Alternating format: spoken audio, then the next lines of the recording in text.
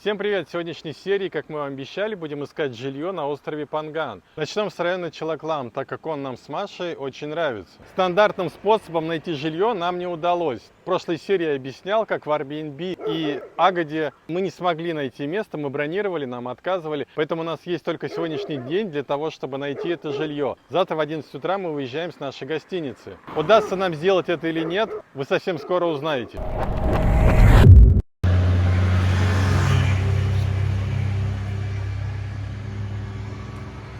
Коротко о том, как мы ищем жилье на Пангане. Просто едем по дороге, как видите, и видя вот такие вот таблички,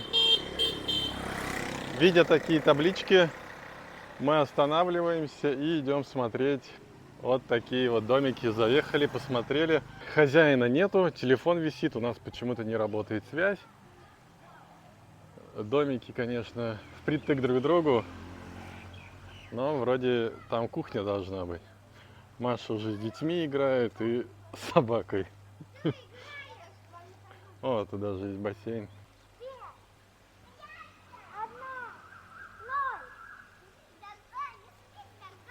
Привет! Как собаку, говорится, зовут? Сарделька? Нам дети идут показывать менеджера этого резорта.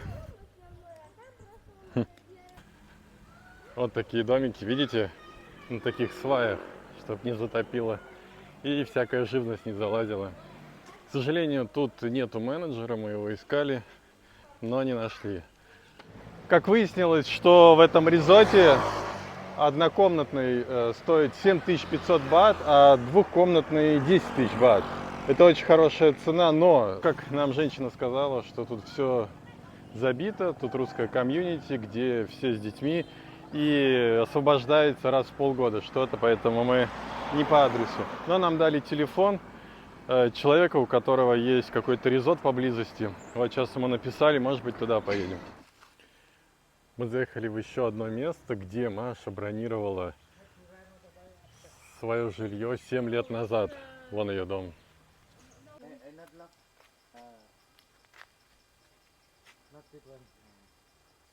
Нам сказали подняться в один из этих домиков, посмотреть. И вроде как тут стоит 10 тысяч бат в месяц, хотя нам нужно всего 3 недели.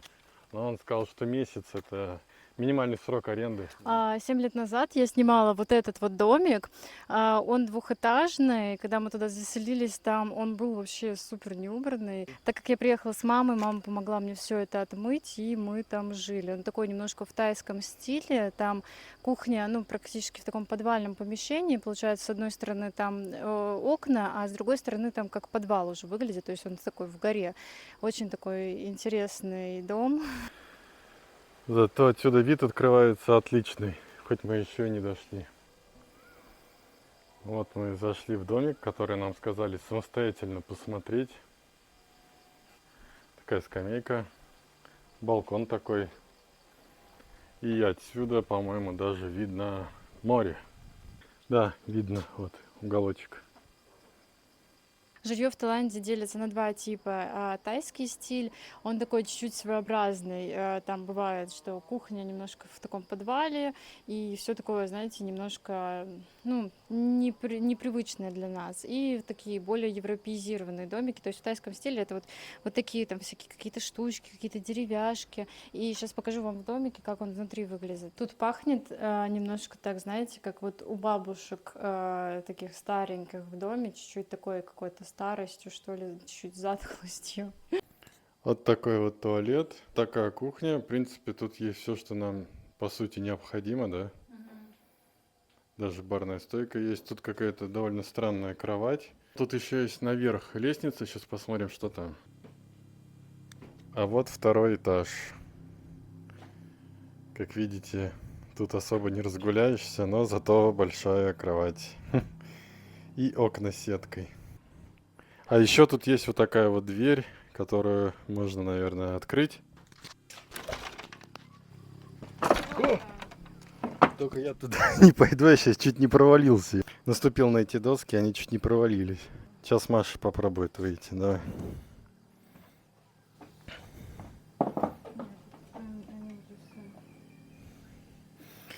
очень прикольная такая беседка, и тут бы было бы прикольно работать. Короче, на самом деле, ну, дом в целом, идея прикольная, но он настолько старый, настолько неухоженный, что, ну, чуть-чуть страшно в нем жить. Вот еще примерно в таком же стиле домик. А вот тот домик, который мы только что смотрели. И видите, тут вот такой вот заезд, прям вообще очень крутой. Нам хозяин домиков сказал, просто идите, посмотрите сами. И он сказал, типа, он там грязный будет немножко, но если вы будете заселяться, мы его типа отмоем. Но Маша говорит, что она в похожем домике арендовала, и все равно не заехали с мамой, и было грязно. Поэтому мы не ждем особо, что будет чисто. Смотрите, какой большой спуск. Ночью тут можно вообще так промахнуться с поворотом и в Кувейт уехать.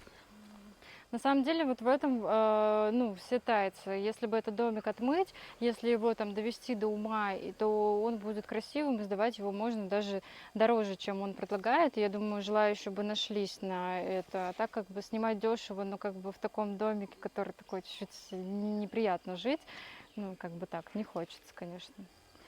Смотрите, мы увидели домик, где куча-куча маленьких котят. Такие все смотрят на нас. Ой, кто-то даже кричит. 4 котят. Нет, там еще. А, еще вон мама сидит, видно. Вон она там. Прикольно. Такие хорошенькие. Забрать бы одного. А, вон снизу собака. Спит, ей вообще все равно. Заехали в еще одно место, спросили, тут все забито, говорят. Но местечко рядом с Муай-Тай залом.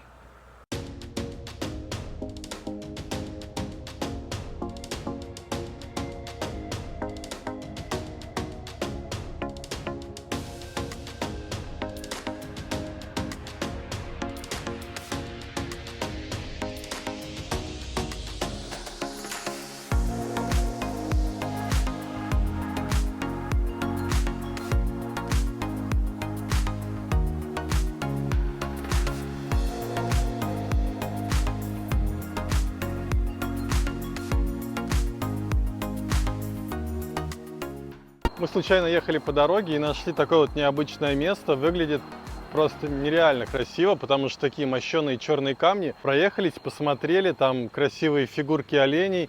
И вообще домики очень такие, дорого выглядят, красиво. Мы списались с хозяином, как видите, тут есть номер телефона. И, к сожалению, на наши даты было все забронировано. А так вообще тут очень неплохое расположение, в принципе. И то, как расположены домики, и то, какой там интерьер. Единственное, что немного напрягает, камень при заезде, то есть, когда едешь в ночью или там чуть-чуть что-нибудь подвыпил, можно его не заметить.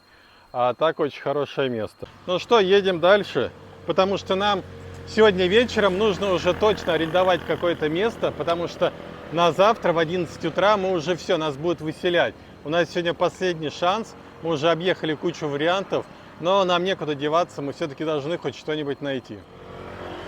Вот Маша только что подходила туда к женщине по поводу этого объявления. Сказали, что через 15 минут подойдут и покажут нам домики, пока вот мы будем ждать, наверное.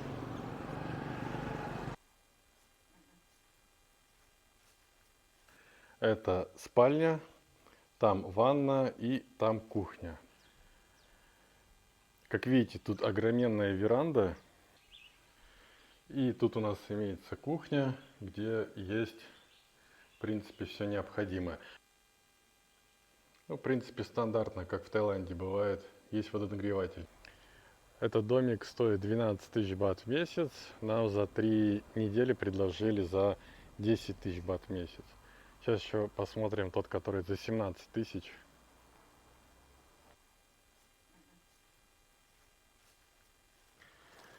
Вот этот домик такой покрасивее, конечно, но он, видите, дороже 17 тысяч. В этом доме одна спальня и вторая спальня вот с таким Буддой.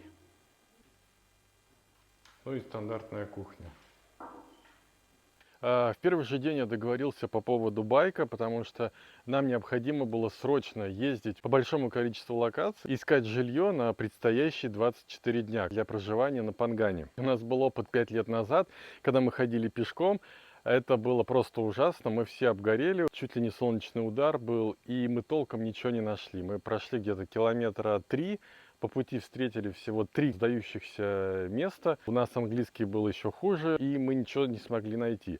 Имея этот опыт, конечно же, мы сразу же в первый день договорились по поводу байка. Я думал, что приеду с тем байком, который у меня был. У меня была Yamaha NMAX. Я платил 4000 в месяц, но когда я сказал, что можно я там еще на 3 недельки съезжу на Панган, мне сказали, да, окей, без проблем, но аренда уже стоит 5500 бат в месяц, то есть такой большой скачок. А я даже не следил за ценами, честно говоря. Думал, что цены как были, так и остались. То есть думал, 4000 бат спокойно смогу найти NMAX и на Пангане. Но когда я приехал сюда, я начал в телеграм-чатах спрашивать, где почем, что почем стоит. И мне начали присылать цены 8000 бат, 9000 бат NMAX и PCX. Сказать, что я удивился, ничего не сказать, потому что как так цена выросла в 2 раза за 1 месяц. Но тем не менее, чуть поузнавая где, что, как, я нашел PCX за 6000 бат в месяц. Но так как мы на Пангане будем пребывать всего 24 дня, поэтому вышло 4200 бат на 24 дня. В принципе, более-менее нормальная цена. И как видите, у нас такой он супер сидушкой. И даже есть дополнительный бардачок, который мы постоянно используем. Это очень удобно, если закупаемся в магазине. У нас бардачок, который под сидушкой, он, конечно, там ничего не помещается. В NMAX намного больше места именно под сидушкой. И вообще, если сравнивать PCX и NMAX, мне вот лично NMAX намного больше понравился. Там и колеса шире чуть ли не в 2 раза, и NMAX он как-то более устойчивый. Такое ощущение, там 4 колеса, то есть он никогда не заваливается. Тут же буквально чуть-чуть какой-то наклон или какое-то такое действие, когда без скорости, он сразу начинает прям сильно крениться. А так, в принципе, по мощности, по заезду в горку они одинаковые идут. И, конечно, циферблат мне вот больше нравится в NMAX. Там все электроника, там как-то красиво, и ручки такие более красивые. Пробег у него 36 тысяч километров, но по виду такое ощущение, он уже проехал 136 тысяч километров. Честно говоря, уже такой потертый, где-то даже вон отлетели пуговицы. Но на 24 дня этот байк нам с лихвой хватит. Нам байк привезли. Доставка, правда, стоила 200 бат.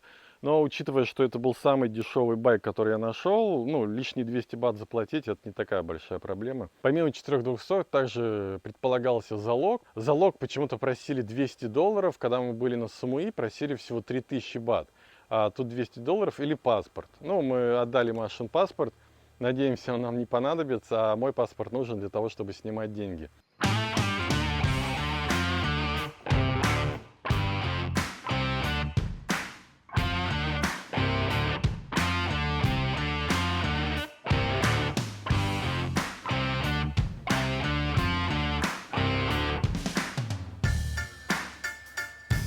Вот по пути заехали еще один резорт. Видите, тут с бассейном.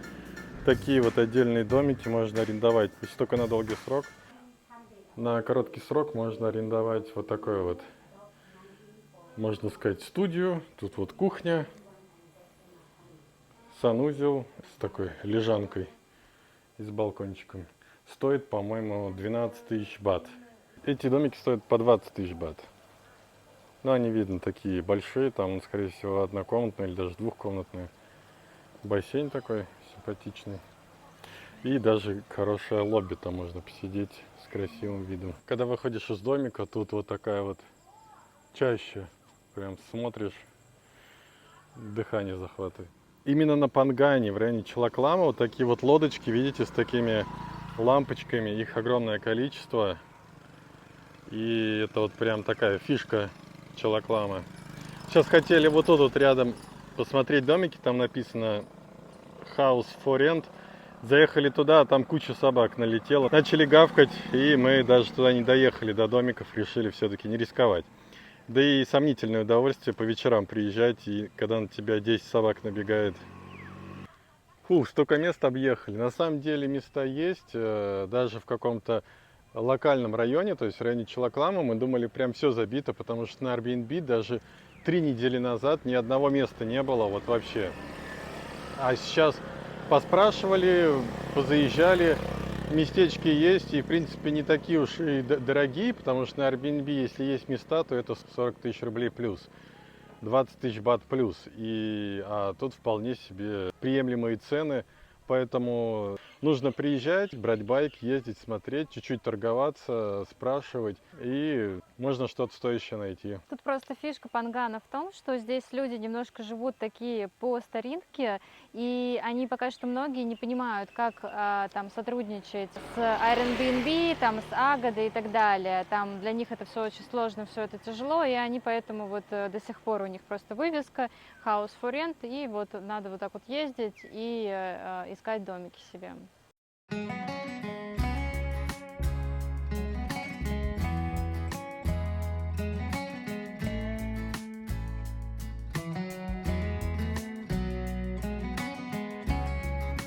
Смотрите, еще какое место нашли, прям рядом с морем, с пляжем Чилаклам, прям вот в 2 метрах, можно сказать. Такие домики симпатичные стоят. Сейчас будем узнавать, сколько стоит и вообще что почем. На самом деле я удивлен, практически в каждом резорте, да, наверное, вот 9 из 10 резортов есть какие-то свободные места. Я думал, честно говоря, будет наоборот, там, не знаю, 1 резорт из 10, и все прям фулл, все полно. А на самом деле места есть, и даже неплохие, и по приемлемым ценам.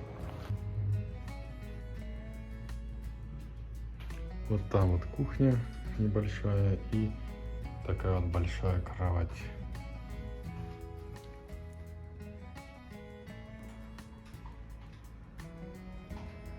Сейчас нам считают, сколько будет стоить 3 недели. А вот в таких домиках стоит 13 тысяч бат. Этот домик оказался очень маленький и 11 тысяч бат в месяц. Видели, там кухни совсем нету. Мы идем сейчас смотреть вот в таких вот домиках, что там внутри. Ну, там кухня прям на улице получается. Вот кухня. Вот такая вот спальня, с такой вот штучкой, чтобы гекконы не загадили кровать. И такие вот большие окна. Можно прям там залазить через окно. И там окно прям в зелень. Вот такая скромненькая, честно говоря. Вот мы приехали рядом с пляжем Малибу. Вот такой вот Малибу Резорт, вроде бы так называется. Много разных домиков, видите, какой-то из плетеной такой штуки, какой-то из бетона. Сейчас нам идут показывать. Территория прям облагороженная, все убрано, очень аккуратно. А, вон тот самый мостик, куда можно выходить на пляж Малибу. И нас ведут показывать домик. Очень тихо, такое ощущение, тут все домики пустые. Хотя, может быть, это обманчиво. С круглой крышей, круглый дом.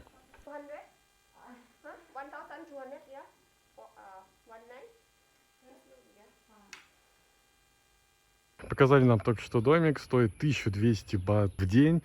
И это получается, ну, такая приличная цена. Потому что, скорее всего, тут рядом хороший пляж Малибу, где белый песок. И также здесь, насколько я понял, есть бассейн. А мы спрашиваем, а сколько будет стоить 3 недели? Она говорит, цена такая же, ну, в том плане, что без скидок.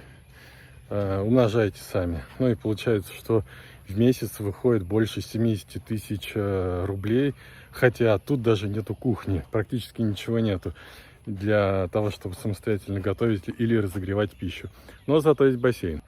Вот такой вот бассейн. Как видите, тут людей яблоку некуда упасть. В принципе, как и в домиках мы посмотрели. Там, по-моему, вообще никого нету. С такими ценами, в принципе, это не мудрено. Скорее всего, они думают, что сейчас высокий сезон, поэтому надо драть сколько можно.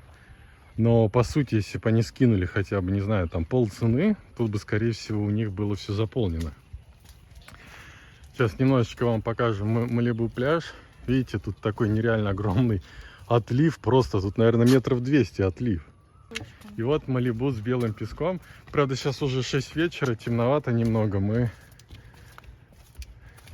сюда вернемся в следующий раз. Более подробный обзор сделаем. Насколько я понимаю, сделали новый мост. По-моему, был чуть другой мост, он был деревянный. Сейчас новый мост. Где-то месяц назад мне говорили, что тут все разрушено. вообще ничего нету. А на самом деле тут очень даже все цивильно. Видите, чистый пляж убранный. Там барчик был, сейчас он, по-моему, закрыт. У нас под конец дня села камера, и мы не смогли заснять еще пару вариантов жилья. Но зато мы определились с новым местом обитания. Уже договорились и оплатили проживание на предстоящие 24 дня. Поэтому завтра мы заедем в кафе с невероятным видом, который последние 2 дня завтракаем, потому что у нас нету кухни. И после этого завтрака сразу заедем в новое жилье, которое подробно вам покажем. Решили позавтракать в кафешке. И смотрите, какой вид открывается, когда сюда заходишь.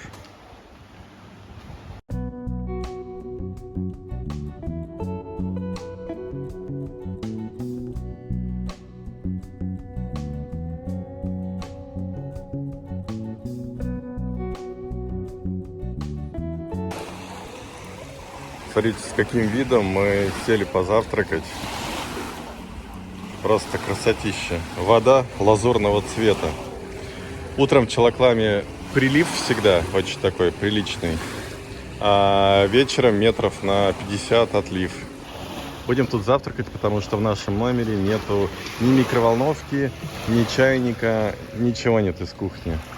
Но это даже и к лучшему. Посмотрите, какой вид. Просто супер.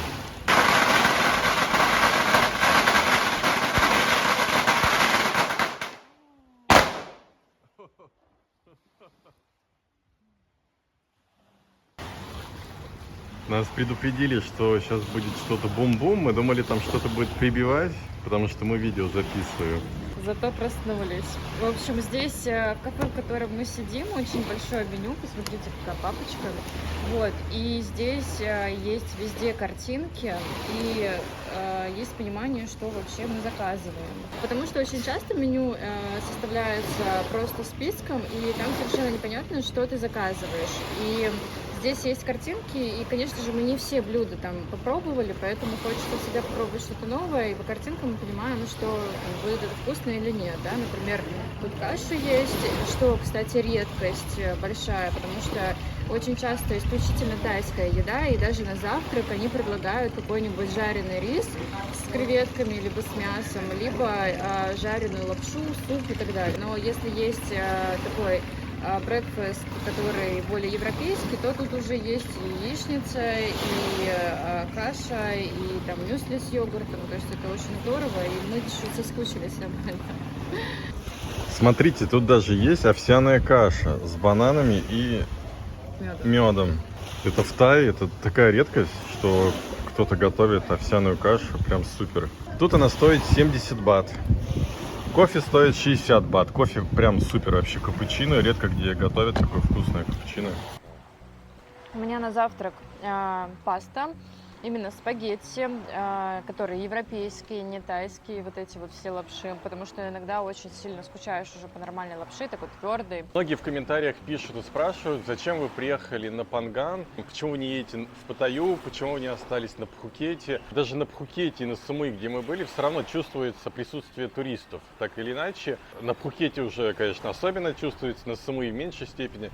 Но на Пангане, даже когда в доковидные времена, что сейчас, чувствуется вот настоящее уединение. То есть вот сидишь в ресторане, где никого нет, смотришь на море, которое лазурного цвета, на горы, какие-то рыболовецкие такие судна, все так не торопясь ходят. Это просто вот то, ради чего я готов ехать очень далеко, пожертвовать многим, всякие там паромы, неудобства в плане поиска жилья. Именно тут чувствуешь такой релакс, который больше нигде особо я не мог ощутить. В ближайших сериях нас ждет обзор пляжа Малибу, а также, конечно же, нашего с Машей любимого пляжа Чалаклам. Мы вам его подробно покажем, расскажем и какие изменения появились, потому что мы были очень удивлены тем, что сейчас там. Смотрите, тут даже есть русский флаг. Почему он тут висит? Очень необычно. Смотрите, еще в этом же кафе есть вот такое вот объявление. Каждый вторник мы убираем мусор с пляжей Пангана. Вот почему пляжи Пангана такие чистые. Молодцы, ребята. В нашем отеле на первом этаже такая небольшая бургерная, где можно заказать все виды бургеров, какие я только видел в жизни. Помимо этого, тут большая живность. Вот этот кот, который меня укусил или поцарапал, его зовут Апачи. Вот эта кошка молодая и собака, которую всегда можно гладить. И она такая дружелюбная. Такое хорошее место, потому что тут максимально тихо, спокойно. Прям вот мы за 3 дня тут нереально отдохнули, как будто на дачу приехали. Что, мы тут пробыли целых 3 дня. Наши чемоданы собраны. Мы прощаемся с этим местом и едем в новое место. За нами даже приехала Тайка, где мы арендовали жилье, и она бесплатно нас доведет. Самое интересное, что все эти вещи, которые не очень-то и легкие, нужно будет стаскивать по вот этой вот лестнице с 3-го этажа.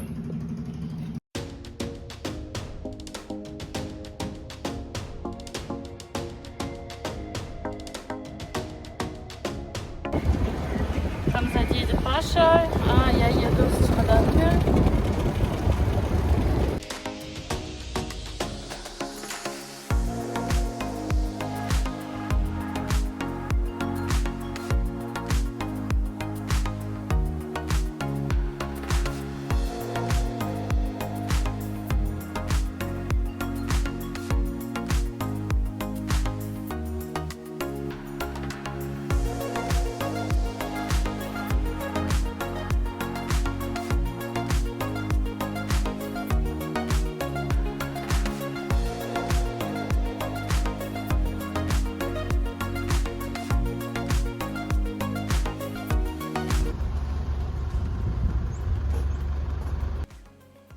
Ну что, мы приехали в новое место проживания. У нас был на выбор или тот розовый дом, или этот, но мы выбрали этот. Как видите, тут огроменная веранда с вешалками, чтобы сушить. И такая вот тоже. Тут можно лечь, отдыхать, тут можно кушать и смотреть на природу. Где-то там пляж Чалаклам. Короткий экскурс по нашему дому. Это спальня, там ванна и там кухня. Получается, как такая однокомнатная квартира. Есть, конечно же, кондиционер, куда без него. Имеется телевизор и вентилятор. Ванная комната выглядит вот таким образом. Ну, в принципе, стандартно, как в Таиланде бывает. Есть водонагреватель. На кухне есть все необходимое, даже миксер для различных шейков, кофемашина и вот такой вот большой водонагреватель, который делает воду горячей. Тут большое количество различной посуды и даже есть бокальчики. Конечно же, есть холодильник, газовая плита и вот какая-то странная штука. Мы не знаем, что это такое. Если знаете, напишите в комментариях. Здесь еще на улице есть розетка, что очень удобно для работы. В предыдущих местах ее не было. Спасибо всем за просмотр видео. Если оно было вам интересно и полезно, то, пожалуйста, ставьте лайки и подписывайтесь на канал. Всем пока!